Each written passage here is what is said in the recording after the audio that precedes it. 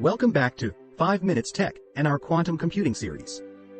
In today's episode, we're delving into the fascinating world of quantum computing hardware. Quantum computers are not just theoretical concepts, they are real machines with unique hardware components that make quantum computation possible. Let's explore the key elements of quantum computing hardware. At the heart of any quantum computer is the quantum processor, also known as the quantum processing unit, QPU. This is where the magic happens. There are various types of quantum processors, but they all share a common goal: harnessing the power of qubits to perform complex calculations. These processors come in different architectures, such as superconducting qubits, trapped ions, and topological qubits, each with its own advantages and challenges. Apart from quantum processors, there's another category of quantum hardware known as quantum annealers. Quantum annealers are specialized machines designed for solving optimization problems.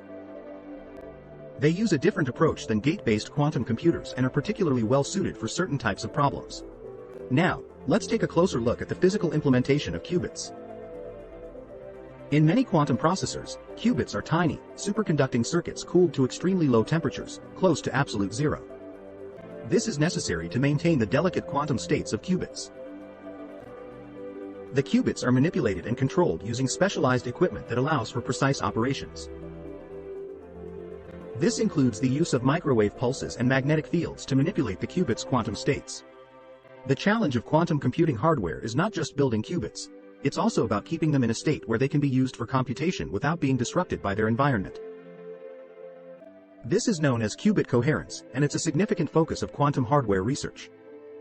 Quantum computers are still in their infancy, and researchers are continually working on improving the performance, stability, and scalability of quantum hardware. In the next episode, we'll explore the fascinating world of quantum gates and circuits, which are the building blocks of quantum computation.